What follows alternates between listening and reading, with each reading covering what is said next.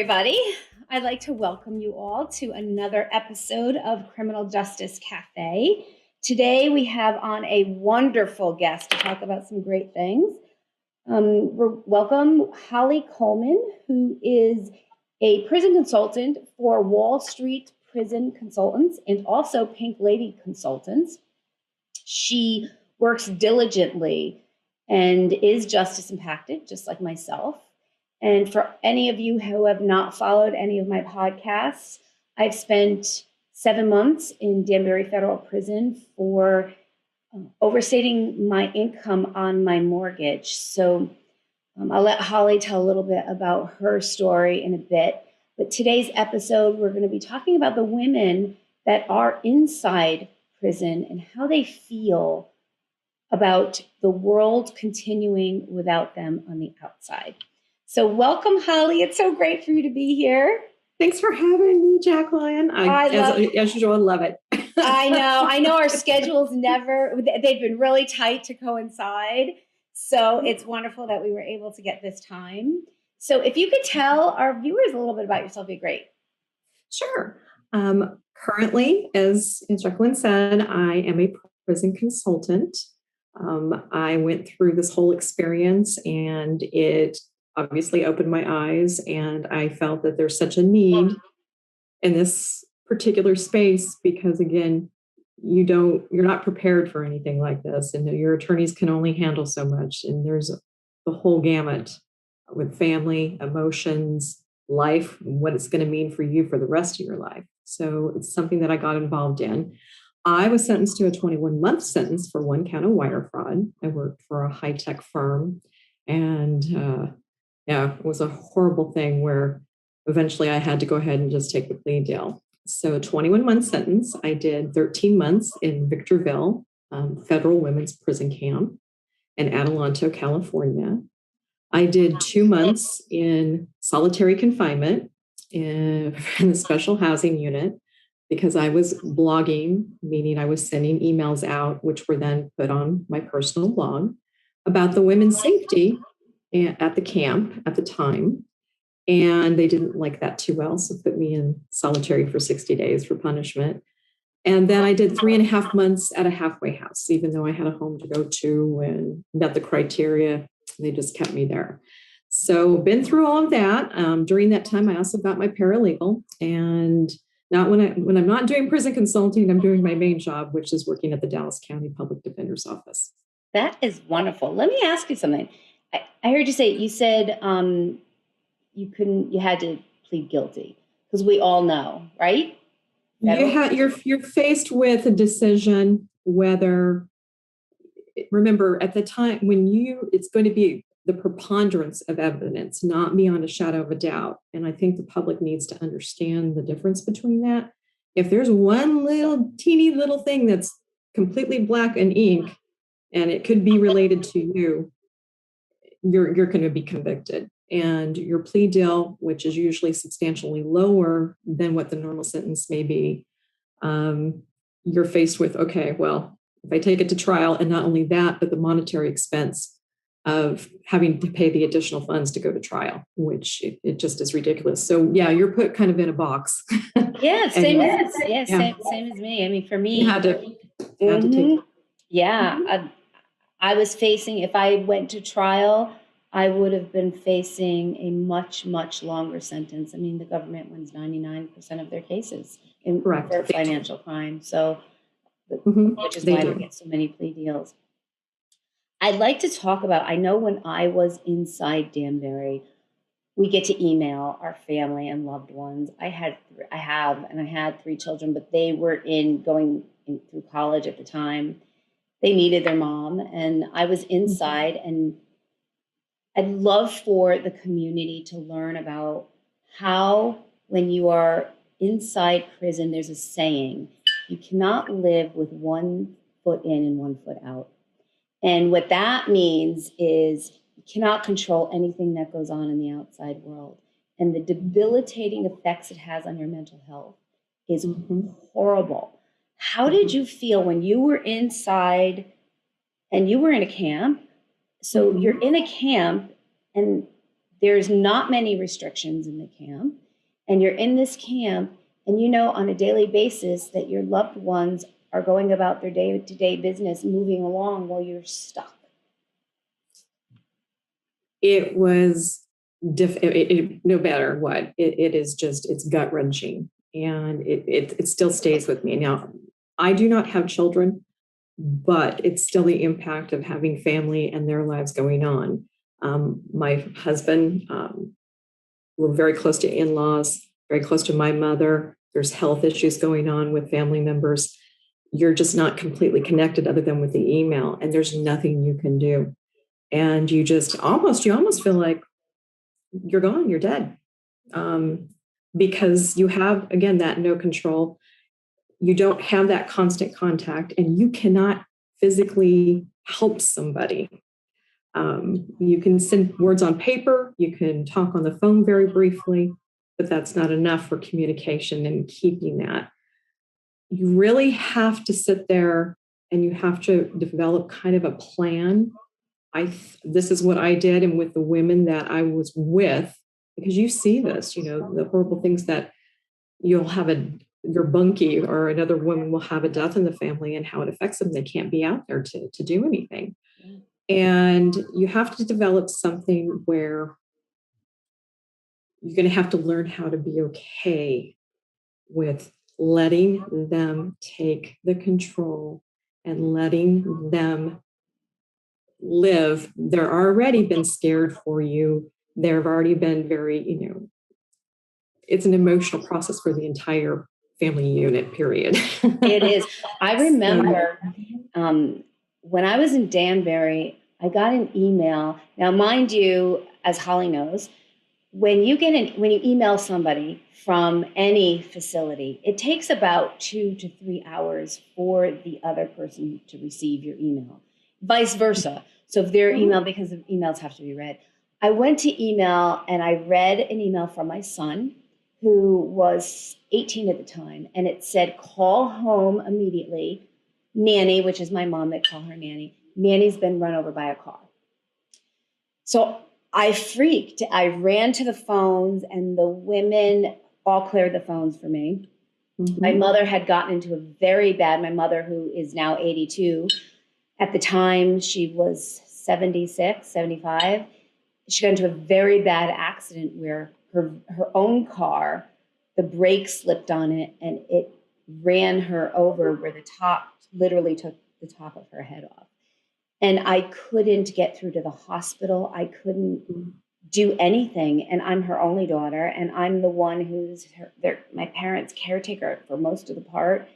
And I was stuck in a facility, which was 10 minutes from the hospital where she was. And the gut-wrenching feeling that knowing that my mother could have died at any moment, and I couldn't do anything. I couldn't be there, couldn't talk to her.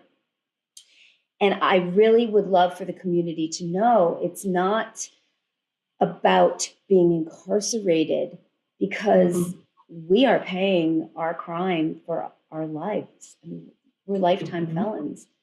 It is about the collateral damage to our families. We are in prison. There's nothing you can do about that. And the outside world that needs us no longer has access. They couldn't call me, as Holly knows. I don't know if you've experienced anything when you were in that you just needed to get in touch with the outside world. Oh, many things, very similar stories. I had, again, a very good friend who lost her baby girl and didn't have the funds really to even, stay on the phone. And of course, the prison didn't do anything additional. And it was just a very horrific thing. And having to comfort that person, and, it's just, these are things that the public needs to know. And I don't want to hear you do the crime, you do the time. This is not what it's about. It's already, devastated your entire family unit and friends. And so you have to figure out how you have to personally go on. They're living the life, but you have to figure out how to handle this inside. There was a great thing, Jacqueline, when my husband was in the military. They used to have the spouses pull together, And they did these classes because when the men and women would deploy and be gone for several months, it's almost that same type of situation. They're not there, can't be reached, and you're managing everything day to day. And so I was on that side living my life while he was doing this. And now we had flipped. His was more honorable, of course, than what I was going through. But that class actually, it was to be able to understand and tell people that you feel like you're just gone, out of mind, out of sight, and nobody needs you. Yeah. And that's hard one, as a human, and two, as a woman, because we're very nurturing, that we can't do the things that we want. So to be able to express that either in writing, and reaching out as much as possible and staying as communicative as you can, that's it. But again, And it I have to is. say, and not to interrupt, I apologize, but what you said resonated with me. I also often hear, you do the crime, you do the time. However, I agree with that. I do. You do a crime, you absolutely Oh, sure. should be punished. But I have to be honest, home confinement was harder than being in Danbury in different ways. The only benefit I had was I was able to have people call me in my family if they needed me. But there really is, it's so lateral that the time done in home confinement is so equivalent to the time done in a camp, a prison camp for women, in my opinion. The only difference is the collateral to your family is less damage. And the guilt I felt that my family was being punished for the darkest moment of my life was I overstated the income on the mortgage application, and my family was being terribly punished for that. And I'll be punished for that. Don't get me wrong, the rest of my life, I'm a felon. So, but it's that guilt, right? Because it's okay. So I have that crime, me. It's attached to me, but really no, it's everybody. It's the entire family, and it's going to affect it in every way. And this is a piece that people, and I know these women feel so disconnected sometimes, and then that's why they, shut down and sleep a lot or crying and just can't get over it because they're not there, no longer necessarily able to help or need it. Yeah. It's true. I recently you lose part of yourself. You do. That's exactly right. I'm back in school getting my doctorate in social work and my master's in criminal justice. And a professor asked me the other day what the worst. The question was, "Who are you?" And my answer was quite interesting, because when you enter a federal prison of any type, you aren't anyone. You're stripped of your identity. You are a number. You no longer have an opinion. You no longer have a family. You no longer have shoes or clothes, or it's not even about your crime. If I was to die in prison, or if I was to have a stroke or get sick, my family members would not even be notified. Correct. And if another inmate notifies, right? And it's true. And if another inmate notifies them, they get into trouble because I'm property of the department, the Bureau of Prisons. People need to understand that property. You're not called by your name. You're called by an inmate number. Yeah, you're nothing. Yeah. You lose all of that self. It's why we always say, keep your dignity, but you do lose part of your self-worth. You do through this. You do. And that's the part you have to really work on. This lasts well beyond camp or your incarceration piece. So it's well beyond that. It does. And I have so many women that I work with that are inside now, and they're going through divorces, and they can't be there at their divorce, and they lose everything because there's nobody advocating for them. They don't have their money anymore. And they're working for 17 cents an hour, 30 cents an hour, however they're making. And it's devastating that they can't even, I have one woman who's been married for 34 years. Her husband's leaving her. He's filed petition for everything, and they have a court date. And she could choose to go to that court date. If she does, she's in Danbury. If she does, they'll take her, bring her to Rhode Island to let her sit overnight in solitary confinement, to ship her back to Danbury to go to court, then go back to Rhode Island, to go back to the camp. And she's lost her bunk. She's lost everything that she had in Danbury. She now starts over.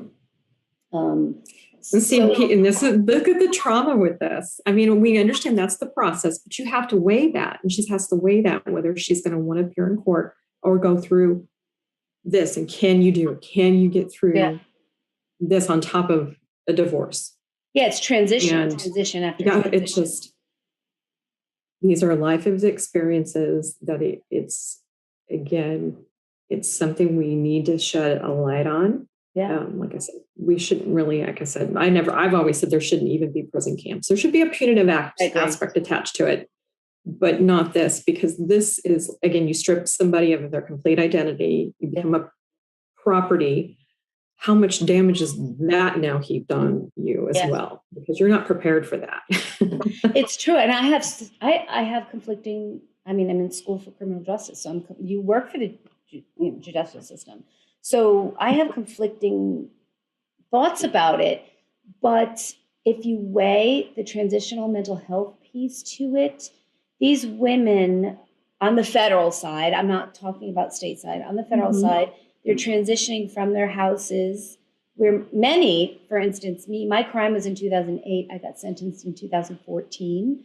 I self-surrendered in 2015.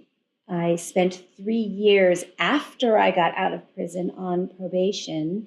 It is now 2021, and if you Google me, everything, I'm a felon. And the sad thing is if you Google any one of my family members, I come up first.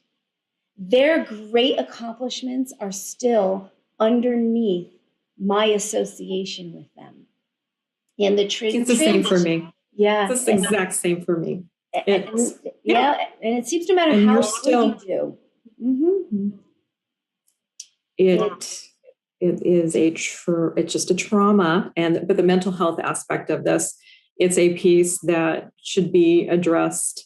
We should have, and if you were going to keep these particular camps and FCIs, then we talk about programming and it's almost non-existent inside for rehabilitation. But we need to have this addressed because it's just going to bleed over into every part of the rest of this transitional phase. From the incarceration to once you're home and rebuilding and going back out.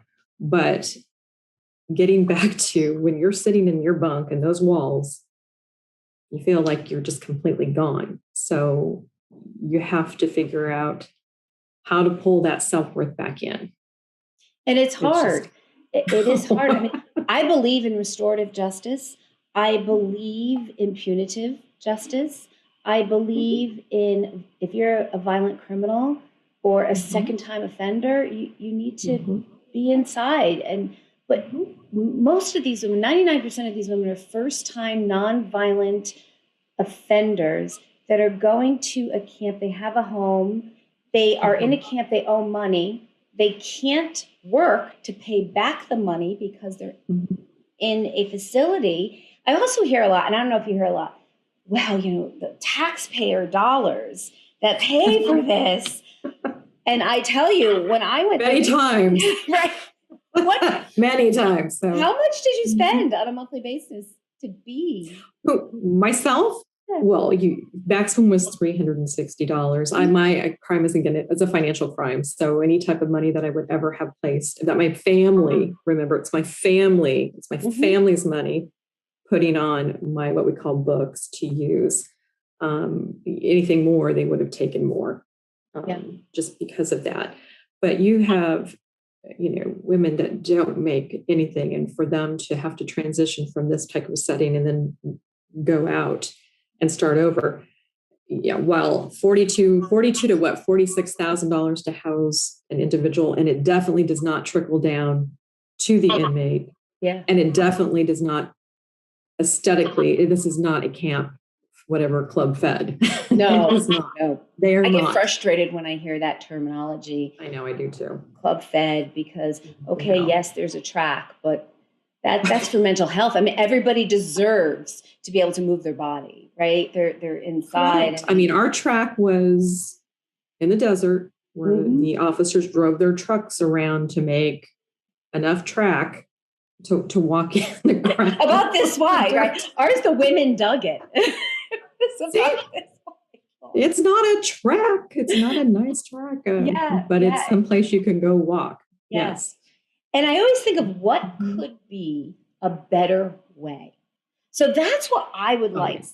Like I hear a lot of podcasts, people complaining, people saying this is the way it is, trying to educate the community as to what it is, but no one really comes up with a better way. You are so right. That is what it always is. It's like, collectively, what is the answer to this? Yeah. Again, we were talking about the punitive aspect of it, but they're not, for $42,000, keep that in the taxpayer dollars, develop mental health programs. Exactly. To help with trauma. You know, a lot of women have alcohol and drug problems. We need to have those addressed. Those don't necessarily just disappear because they're off them for a period of time. They're still, you know, going back into an environment, education. Those are the things those are the answers to, and have the conversations to make these changes. And this is what the public really needs to say, okay, I'm hearing you, Jacqueline and Holly, let's take this money or less, and we can do it for less, and stop putting all these people in prisons. Yeah. I can tell you, and you know, as a prison consultant, when you're working with women, most women who commit a white collar, and I hate that terminology, let's say financial crime, right? Most women who commit a first-time financial crime all have the same underlying issues. And I know I did. All of them are people pleasers. All of them are caregivers. All of them take care of their families. A lot of them are self-employed. A lot of them have pressure. They feel that they don't amount to anything. And the one thing I felt, which I recently found out through therapy, is I felt my worth was what I gave people.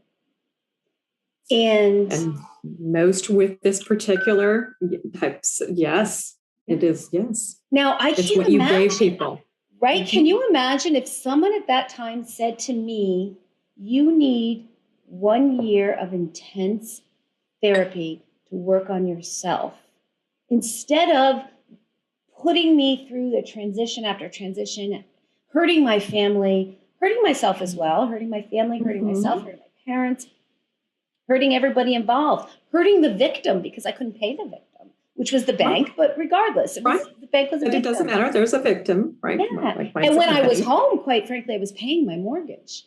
It was when I went into prison is when I stopped because I no longer had the means. But if I was put in intense therapy at that point in time, it would not have taken me 4 years of seeking therapy when I came home to get to the point where I am now. And I think that public, do you hear that, public? 4 years of her to get where 4. And you too. It's the same. It's the same, of course. I mean, I've had to have counseling, and it's the same situation. You know, people pleaser, the big 3. You know, wanting to do things for others, and finding your self-worth, and that's what you did. But here you go. How many times, Holly, prior to your incarceration, did you say no to people? Hardly any.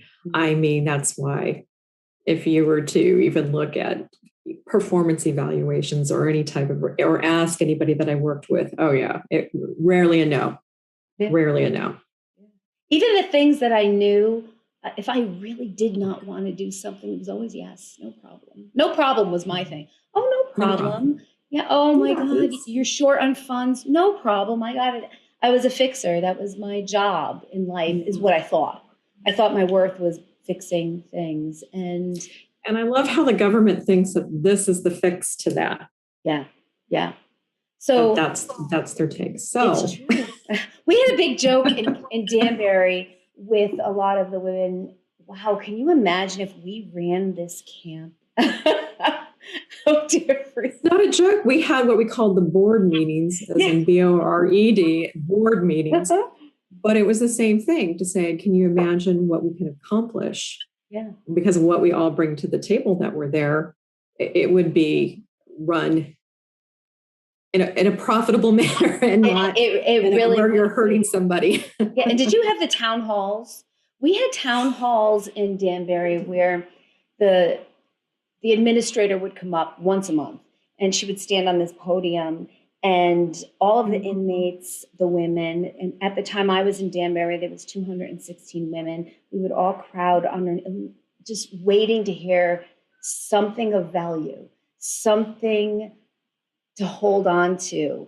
And there was nothing. It was nothing. And they had every opportunity to do something. Addressing that situation, they could have made it a better environment. They could have. Yes, we had these, and that's why I rolled my eyes, because I still find town halls, absolutely, there are more of blah, blah, blah. Yeah. And then you have to weed through. It's more like they're going to tell you, this is what we're going to do, but not tell you all of it. So you know it's not going to be that great, and it's not going to definitely not benefit you. It's true. It's true. And the funny thing is I have a fix to this. So you tell me what you think. My thought process is someone commits a white collar crime. They need to be punished. They need to pay back they have a home to live in. So they are now put on home confinement. And home confinement is no joke. When I tell you it is no joke, I mean, you're filling out, you can't leave your house unless the halfway house who's monitoring for the Bureau of Prisons knows exactly where you are. And they call you all hours of the night. So at 2:00 in the morning, my family was woken up because they had to make sure I was sleeping in my home and not out running, I don't know where, but at 2 a.m. At 50 years old, I'm not quite sure where I would be at 2 a.m. but anyway, besides sleep. But my thought process is, put these women on home confinement, mandate 3 times a week therapy. Mm-hmm. The days they have therapy, community service, and they must have at least a part-time job, and a portion of that income goes to the victim. And I agree with you full-heartedly. It's a fix. It is a fix. They will see the recidivism, which I hate that word. Yeah, I know. It would go down completely. Oh. But not only that, it would create opportunity. It would give that self-worth back to the person. And they could go back into paying whatever, monetary fines that they need to pay. Yes, like you said, home confinement is not easy. I tell a lot of my clients that just, inside is not necessarily a bad thing. Yeah. Home confinement can actually tend to be a lot worse. Yeah. And it's true. And you said you went to a halfway house too. So I remember someone inside saying to me, stay in Danbury, don't transition to halfway. And I thought, oh no, it's a halfway house. They're going to help me. I'm going to be halfway home. I left Danbury. I went to the halfway house, and it was jail. It was horrible. And the women that worked there, and I'm going to be honest here, and if they're listening, I apologize if I'm disrespecting you, but the women that work there are not qualified to oversee inmates of any capacity. They do not have the degrees. They don't have psychological degrees. They don't have social work degrees. They don't know how to deal with the transitional mental health problems that happen. And so they sit there and they say, okay, these are your chores. We're going to give you a list of chores to do in the halfway house, and this is what you have to do. And you have to leave at 8:00 in the morning and go look for a job. Mm-hmm. So now my answer was, I have a job. Oh, no, you still have to, until that job is approved, you need to go look for a job. Yeah. And the common sense to that was, okay, but I have a job making more money than you want me to and I'll gladly. And at the time, I had to pay for my bed. Did you have to pay for your bed at the halfway house? I did. Well, this is the situation with me. I had a job, but it was going to be remote. So the hope was for me to get home and do this job remote. No, not going to happen. Yeah. I need a supervisor. You need to be at a place that I can go visit, not that I can call on the phone to say, hey, is she doing her job? I said, okay, great. Well, I'm getting my paralegal education. They take into effect education. No, you're already educated enough. In fact, you're going to need to stop doing your paralegal studies while you're here. Yeah.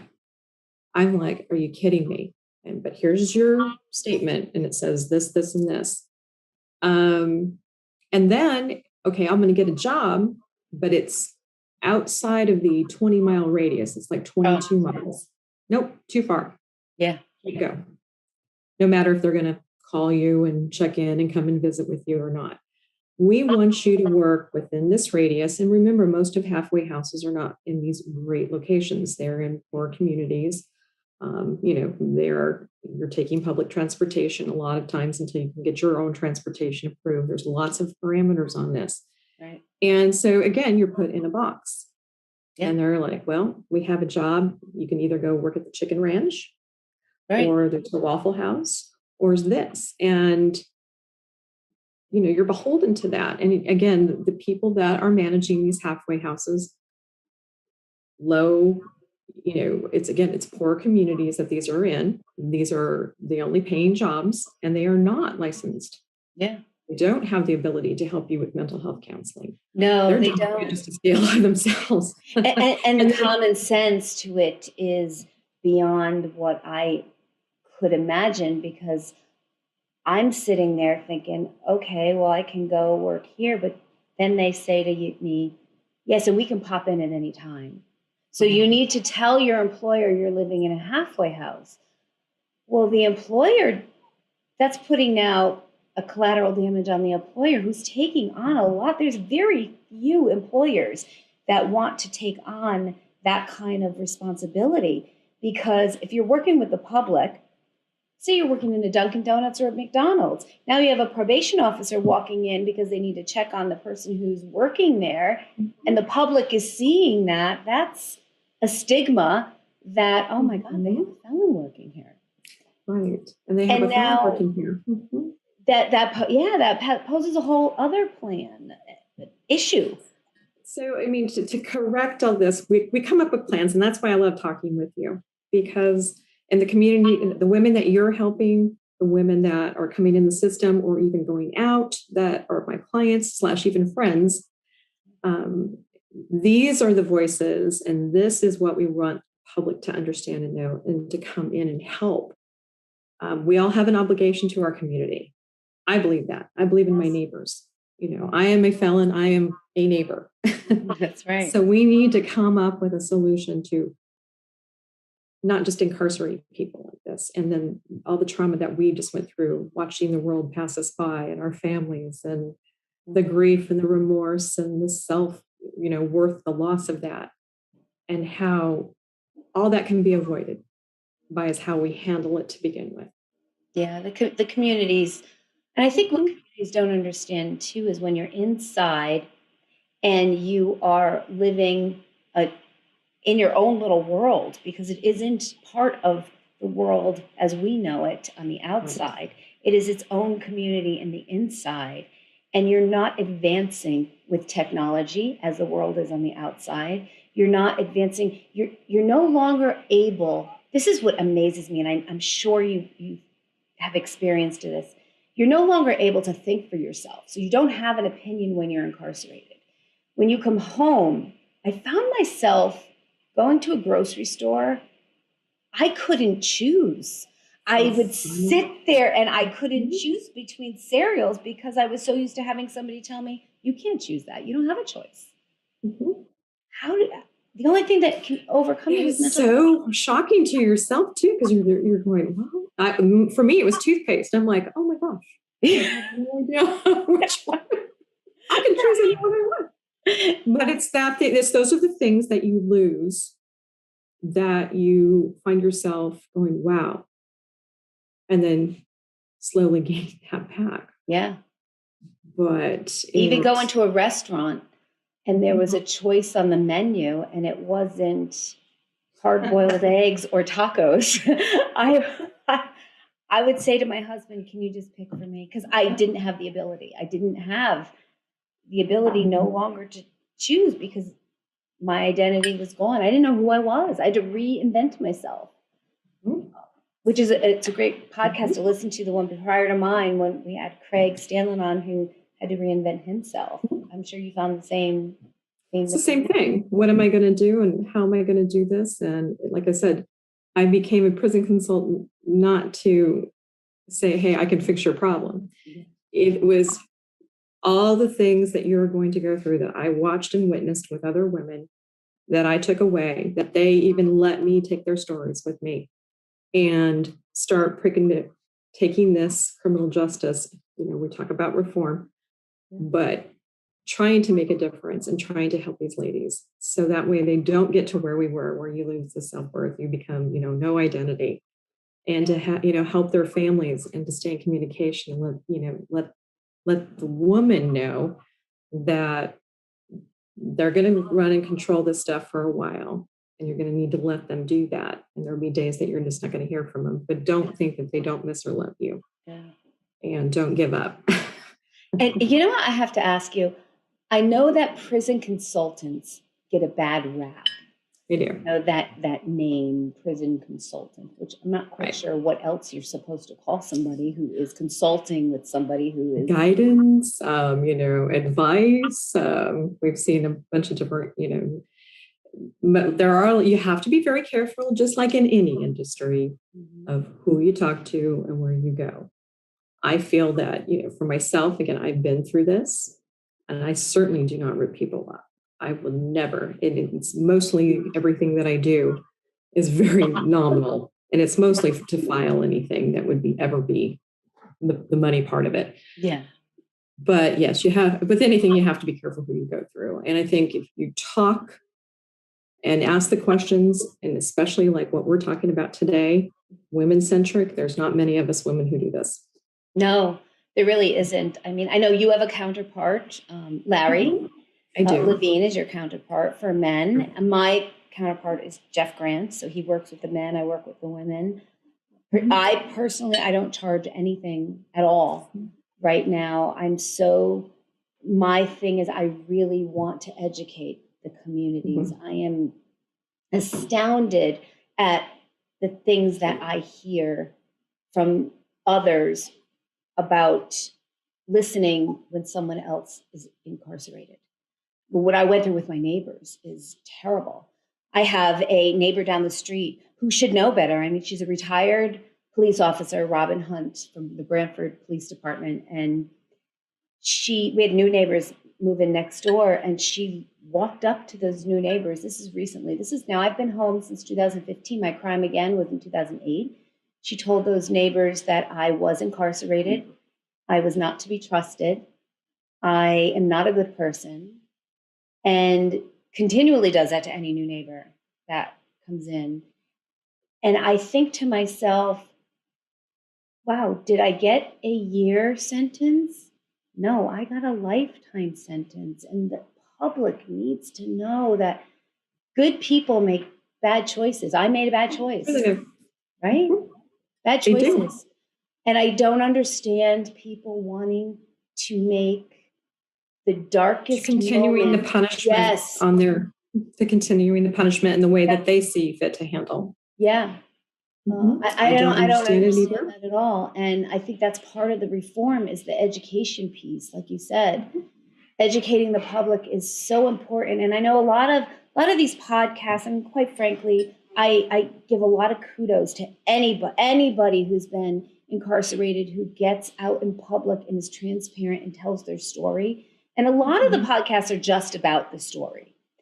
And like I said to you prior to logging on, for me, the story is all the same. It doesn't matter to me if you took money from it. Not that it doesn't matter, but whoever your victim is, the bottom line is the system is the system. And we need, as a community, to change that system and to reform it to better fit the community, because prisons are supposed to keep our communities safe from harm. From harm. From harm. We are not harmful to our community. No, I used to say, what are we going to do? Crochet you to death? Yeah. Or what are we going to do? Knit you to death? Or what are we going to Yeah. do? Make a ceramic pot? Yeah. No, we're not a threat. So we It were a needs to threat be to dismantled and ourselves. changed.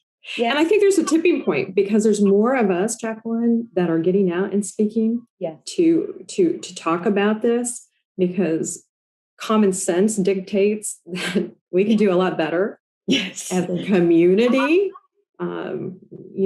to make the lower level nonviolent, take all of that and change it. Yeah. And instead of hurting a person, a family, friends, neighbors, the community, help the individual so that doesn't get there. Yeah, it is true. Because you must agree with me. It's not fun talking to the public about your darkest moments. It's not fun. Well, see, in this too, you could have either come home and had hidden and just gone back and just disappeared, which a lot of women do because they're so traumatized and they just want it to go away. And I had to make that decision too. I'm like, no, this is not, no, this needs to be addressed. And there needs to be more help in this space because it just, we're doing more damage to people.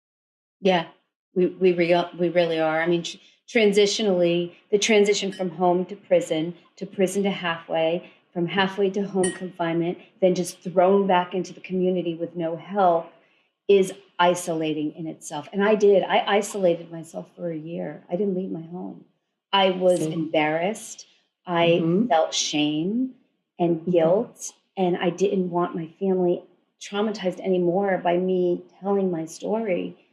And I don't know, one day I woke up and I thought, the community just doesn't know. When I have people yelling at me to go back to prison, and they just don't, it's not that I don't believe people are bad people. I believe they're uneducated about a specific subject. Yes. And I think that the communities are not educated enough from actual inmates about the subject of criminal justice. I'm taking, like I said, I'm back in school for criminal justice, and some of the classes I take, I sit there and I'm like, wow, this isn't what it's really like. They're teaching what's not reality. What it's not like, right? What it's not like. And you're just like, I've enrolled in law school, so I'll be starting in the fall, but it's almost the same concept being where I'm at currently. But it's the same thing. You're going, but that's not the experience. Yeah. That's not really. Yeah. And it's hard. I mean, it's not education. Yeah. And I mean, to educate people on experiences is so much harder than educating them on facts similar to our history of our country or history of each state. Prison is an experience. It's very difficult to educate somebody on a feeling or an experience, and every woman feels it differently, or man feels prison differently. They do. So I think the only way for me was to get out there and just tell my story and try the best that I know how to educate people. You're doing that very well because, like I said, I've had a lot of people reach out to me who have seen your podcast. And again, they're not just one-sided where this is, my story. You're giving solutions and you're coming up with a good conversation that we all really need to have and be involved in. Yeah. Well, how do people get in touch with you? Because I know that. So you can reach me at, it would be Holly, HOLLI .Coleman, COULMAN at wallstreetprisonconsultants.com or holly.coleman at pinkladyprisonconsultants.com. And of course, you can reach me through Facebook. I'm all over Instagram. You can Google my name. All my information comes up. We will put all of the information on the podcast. You'll get everything. Yeah. So I'm pretty accessible.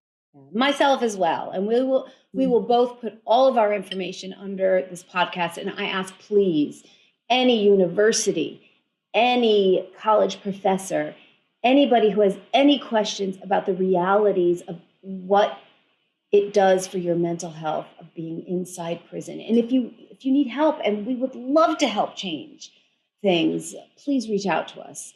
And we have a slew of resources and other people who we would love to put boards together for you.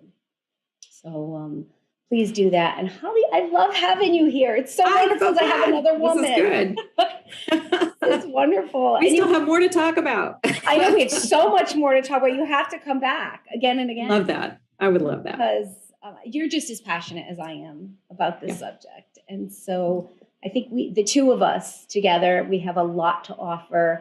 And I think we can come up with a lot of great changes that the system really needs. I do too. So, well, thanks for having me. Thank you. And bye to everybody. Again, we're going to start coming out weekly. At first, I started once a month. And I've been getting such a great feedback. People keep telling me you need to come out every Monday. So we will be coming out every Monday by 6 p.m. Eastern time. It will be live, and we will be sending links out to everybody. So please reach out to us, and we will see you next Monday. Bye. Bye.